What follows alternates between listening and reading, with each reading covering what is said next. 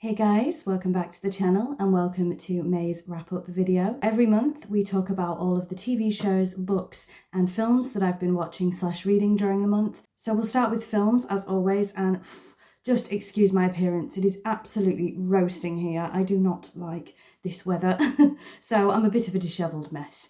But I actually have a sort of film to talk about. I haven't watched any traditional films this month, what a surprise. But the sort of film I have to talk about is actually a documentary on Netflix, and that is Untold Chessmates. My husband and I do play chess, and he's been following Magnus Carlsen, who is a world-famous chess player.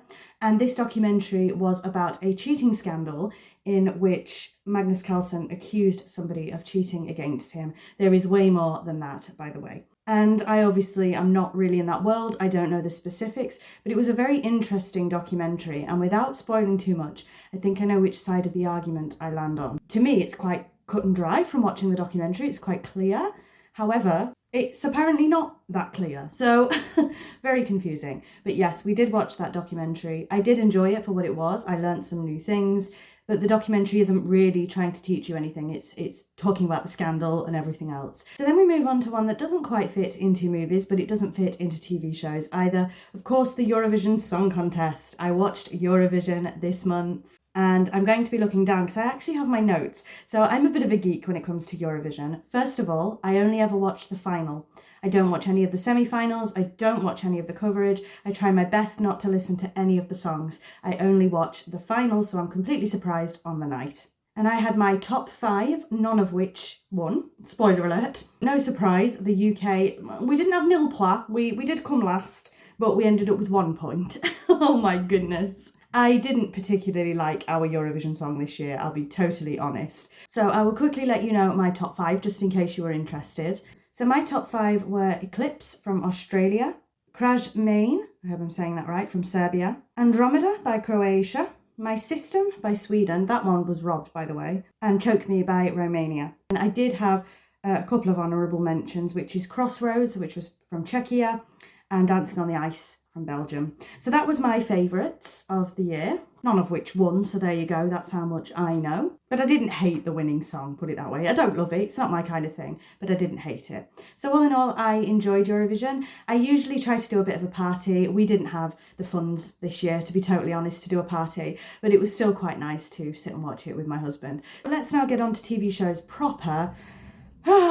Take a deep breath for this one. We finished Vikings this month. Vikings season 5 and season 6, the last season we finished this month. And my conclusion is, if you've been following along with these wrap-ups, you know that I am not the fondest of Vikings, and my conclusion is I'm still not. I would go so far as to say I don't think it's a very good show. Honestly, I don't think it's a very good show, and I really, really wanted to like Vikings, but the direction it went in, I thought the ending was an absolute travesty. I really do. I thought it was disgraceful. I'll honestly go that far as to say I thought it was disgraceful. There were some standout characters for me, so off the top of my head, I really liked Lagertha, Floki and Ivar. I would say they are the standouts for me, and I thought Björn was quite good as well, but apart from some characters, some good scenes, there were a few brilliant scenes. One of them's a spoiler, so I can't say it, but I will say it as best I can if you've watched the show. Ragnar is on a mountainside with a waterfall in the background. I believe there's a waterfall. And somebody has passed away and he is talking to their grave. That is a beautiful, beautiful scene. There are other beautiful scenes in the show. There are a couple of standout moments, but not enough to carry the whole show, I don't think. I think 6 seasons was far too long. I don't think I'll be watching Vikings Valhalla, which is the sequel. I just really wanted to like it and I didn't. And then sort of finally for TV shows, we needed a break from Vikings and I don't want to jump into a new TV show straight away. So we've just been watching bits and bobs of Taskmaster on Netflix while we eat. So we like to watch something while we're eating for our evening meal. And Taskmaster, if you don't know, is a sort of game show presented by Greg Davis here in the UK, where some celebrities some comedians mostly solve tasks.